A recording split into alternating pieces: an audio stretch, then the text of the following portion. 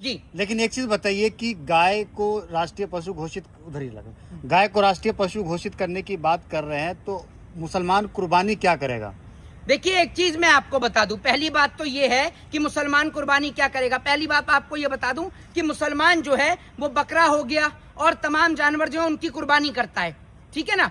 ये जो मिथुन जो बता रहे हैं, ये जो सुधांशु त्रिवेदी जो हिंदू धर्म की गौ माता को कह रहे हैं कि वो मिथुन है, पहली बात तो ये है कि वो हिंदू धर्म में गौ माता है और उनके जो क्या कहते हैं दूध है उसका इस्तेमाल होता है और दूध पीने से ताकत मिलती है। तो मैं आपको बता दूं, बाकी के जो राज्य हैं, चाहे वो यूपी हो, चाहे फिर वो आपका क्या कहते हैं बिहार हो, चाहे फिर वो आपका राजस्थान हो, मध्य प्रदेश हो, पूरे भारत के तमाम राज्यों में बकरा कटता है, तमाम चीजें कटती हैं। वहां पर तो नहीं कटती गाय।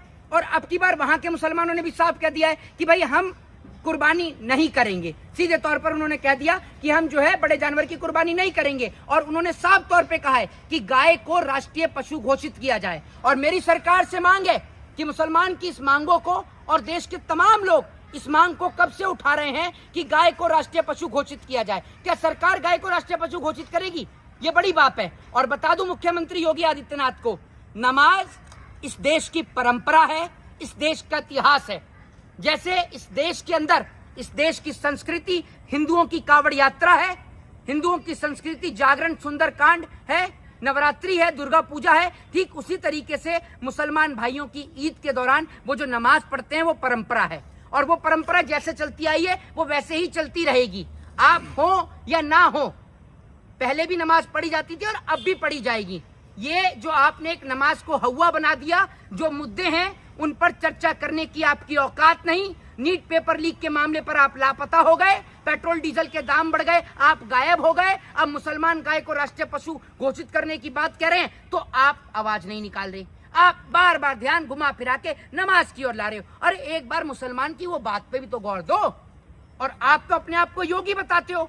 एक योगी को क्या तकलीफ है जो गाय को राष्ट्रीय पशु घोषित नहीं कर रहा? बताइए आप मुझे, क्या तकलीफ हो सकती है? तकलीफ ये हो सकती है, ये पैसा कहां से आएगा? यही तो पैसा है जिस पैसे के चलते योगी आदित्यनाथ यूसुफ भाई के लुलु मॉल का उद्घाटन करने के लिए जाते हैं और इतनी जल्दबाजी में जाते हैं कि भगवा गमछा भी डालना भूल जाते हैं। यही पैसा तो है जिसके चलते मोदी जी शेखों को गले लगा रहे हैं, उनकी पप्पियां ले रहे हैं। यही पैसा तो है जिसके चलते बड़े बड़े गोदी मीडिया के पत्रकार जामा मस्जिद पर इफ्तारी खाने के लिए जा रहे हैं। यही पैसा तो है जिसके तहत भारतीय जनता पार्टी ने मुसलमानों को दामाद बना रखा है।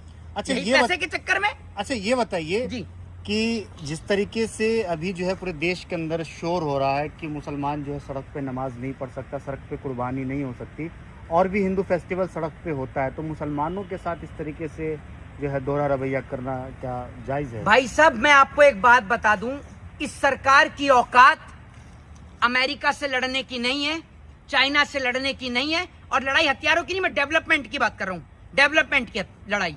इनकी औकात किसी और कंट्री से लड़ने की नहीं है। तो ये क्या करते हैं, अपने ही देश के लोगों को आपस में लड़ाने का काम करते हैं। जो काम अंग्रेजों ने किया वही काम अंग्रेजों के चाहने और मानने वाले कर रहे हैं। जो काम अंग्रेज करते थे हिंदू मुसलमान को लड़ाने का, वही काम ये लोग कर रहे हैं। अंग्रेज भी हिंदू मुसलमान को लड़ाते थे, ये भी वही कर रहे हैं। वरना कभी इस मुख्यमंत्री ने बोला है कि जो बच्चा टॉप करेगा, हिंदुओं के बच्चे टॉप करने चाहिए, मुस्लिम के बच्चे टॉप करने चाहिए, और या फिर ये कि नीट पेपर लीक वाले जो हैं उनके ऊपर घर पर बुलडोजर चलाया जाएगा? आपने सुना कि जिन्होंने पेपर लीक किया हो उनके घर पर बुलडोजर चलाओ?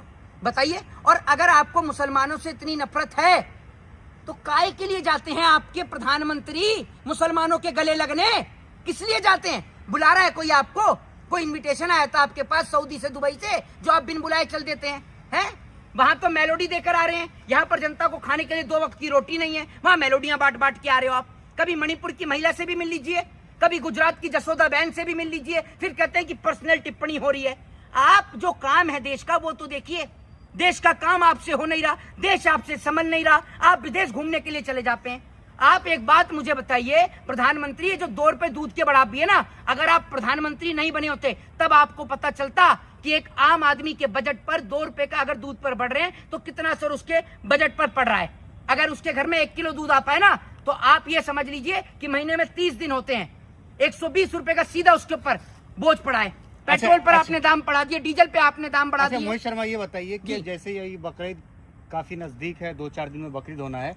अब जानवर प्रेमी जो है घर से बाहर निकल रहे हैं, लोग ये कह रहे हैं कि जानवरों की जो है बलि नहीं देनी चाहिए, वही लोग जो है होली पे खामोश रहते हैं। भाई साहब मैं उनसे पूछना चाहता हूँ कि जानवरों में ये मुझे बताइए, मछली भी तो आप ही है भाई, मछली भी जानवर है या नहीं है? तो अनुराग ठाकुर जब मछली खा रहे थे तब गले में फेविकॉल अटक गया था इनके, बताइए आप मुझे, तब गले से आवाज क्यों नहीं निकल रही थी? तब भी तो आवाज निकलनी चाहिए। असल में क्या है, ये भाजपा के कच्चे में छेद हुए वाले अंधभक्त जो देश का माहौल खराब करने का काम करते हैं, इनका काम ही यही है, पूरे देश का माहौल बिगाड़ना, देश में नफरत को पैदा करना, और इसी नफरत की आड़ में इनके डैडी चुनाव जीतकर आ जाते हैं सरकार में, यही इनका काम है। अच्छा ये बताइए कि मुसलमान जो है बकरीद मनाने वाले, क्या कहना चाहेंगे आप, मुसलमानों से क्या कहना चाहेंगे? देखिए मुसलमानों से मैं यही कहना चाहूंगा कि आपने एक बहुत अच्छी पहल करी, जिसके लिए आपको सैल्यूट है कि आपने हिंदू भाइयों की आस्था के साथ जुड़े और आपने गौ माता को राष्ट्रीय पशु घोषित करने की मांग करी। मैं इसके लिए हमारे देश के समस्त मुस्लिम भाइयों को दिल से सलाम करता हूं।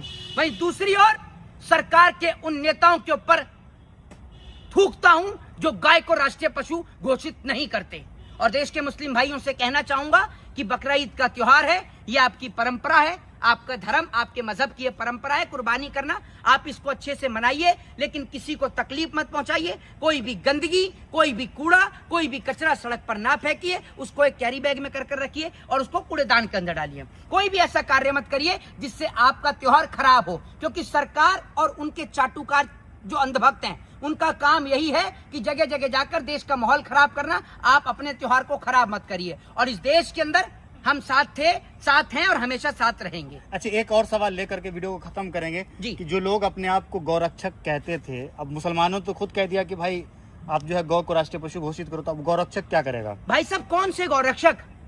वो गौरक्षक जो अपनी वीडियो पर QR कोड लगा के, स्कैनर लगा के पैसे इकट्ठे करते हैं, उनकी औकात क्या थी पहले और आज उनकी औकात क्या है पूरा देश देख रहा है। बढ़िया आलीशान घर बना रहे हैं, बढ़िया आलीशान गाड़ी में घूम रहे, कहां से आया वो पैसा? गौरक्षा के नाम पर जो इन्होंने हिंदू भाइयों की आस्था के साथ खिलवाड़ किया, जो चंदा उठाया, उस चंदे से पैसे से आज ये मजा उठा रहे हैं, और इनको तकलीफ हो गई क्योंकि इनकी तो दाल रोटी बंद हो गई। मुसलमान भाइयों ने मांग कर दी कि गाय को राष्ट्रीय पशु घोषित किया जाए।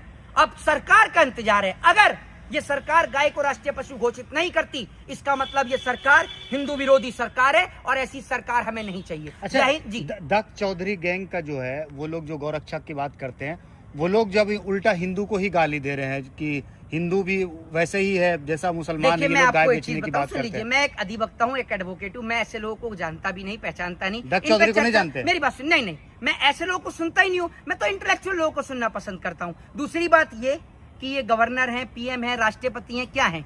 सोशल मीडिया पे बहुत सारे लोग ऐसे हैं, उनमें से एक मैं भी हूँ। कुछ लोग मुझे भी ना सुनना पसंद करते होंगे, तो मैं उनको लिए नहीं कहूंगा, मैं नहीं सुनता ऐसे लोगों को भैया, मैं नफरती लोगों को सुनना ही नहीं पसंद करता। मैं सुनता हूँ रवीश कुमार जैसे लोगों को, जो इस देश के अंदर इंटेलेक्चुअल खबर सुनाने का काम करते हैं। मैं सुनता हूँ अजीत अंजुम जैसे पत्रकारों को, मैं सुनता हूँ पुण्य प्रसून वाजपेयी जैसे लोगों को, मैं ऐसे लोगों को सुनता ही नहीं हूँ। जय हिंद, जय संविधान।